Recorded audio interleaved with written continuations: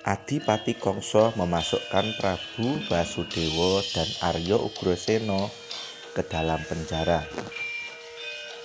Adipati Kangsa kini berkuasa atas kerajaan Mandura dan menggunakan gelarnya dahulu di kerajaan Gua Barong, yaitu Prabu Kangsadewa. Ia mengumumkan bahwa 7 hari lagi akan menggelar pertunjukan adu jago di alun-alun ibu kota. Namun jago yang bertanding bukan berwujud ayam, melainkan berwujud manusia. Dalam acara tersebut, kedua pemuda dari desa Widara Gandang, yaitu Kokrasana dan Narayana, harus bertanding melawan jago-jago raksasa dari Kadipaten Sengkapura. Prabu Basudewa mau tidak mau harus tega menyaksikan anak-anaknya itu mati mengenaskan di atas panggung. Apabila kedua pemuda tersebut tidak hadir, maka Prabu Basudewa yang harus disembelih di hadapan rakyatnya sendiri. Prabu Basudewa sangat marah dan meminta Prabu Kangsadewa agar menyembelih dirinya saat ini juga. Namun Prabu Kangsadewa menolak karena itu terlalu enak untuk Prabu Basudewa.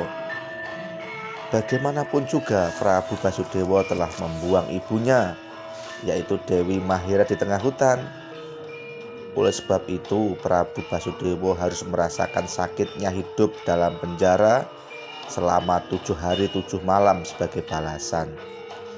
Tentunya ini lebih menyiksa daripada langsung dibunuh sekarang. Prabu Kangsadewa juga mengikat tangan Prabu Basudewa dengan rantai untuk mencegahnya agar tidak bunuh diri di dalam penjara. Mendengar niat jahat tersebut, Arya Ugrasena memaki Prabu Kangsadewa sebagai anak kurang ajar dan tidak tahu diri. Ia juga menyesal telah menjadikan Prabu Kangsadewa sebagai anak angkat. Mulai saat ini ia tidak rela lagi jika Adipati Kangsa memanggilnya sebagai ayah.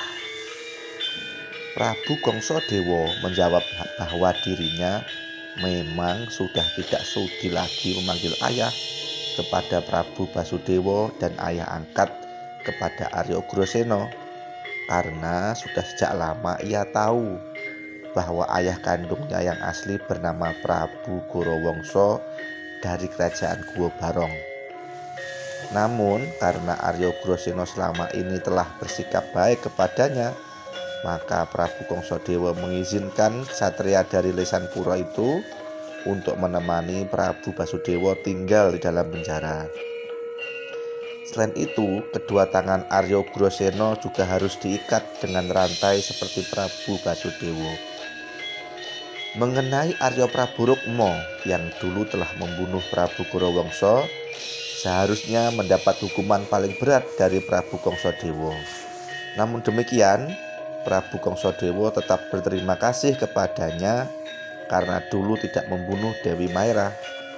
Saat itu Prabu Basudewa memerintahkan Arya Praburukma agar membunuh Dewi Mahira yang baru saja bertemu Prabu Gorawangsa. Akan tetapi Arya Praburukma tidak tega dan hanya meninggalkan Dewi Mahira di tengah hutan. Andai saja dulu Arya Praburukma bersedia membunuh Dewi Mahira, sudah pasti Prabu Kangsadewa tidak akan pernah lahir ke dunia. Mengingat jasa Arya Praburukma tersebut, Prabu Kangsadewa tidak memenjarakannya, tetapi memerintahkan ia untuk pergi ke desa Widara Gandang menjemput Kokrasana dan Narayana agar 7 hari lagi bisa bertanding di alun-alun ibu kota Mandura.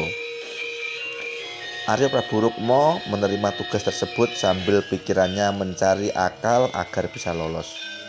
Bagaimanapun juga ia yakin Prabu Kangsadewa cepat atau lambat pasti akan membunuhnya demi membalaskan kematian Prabu Gorawangsa.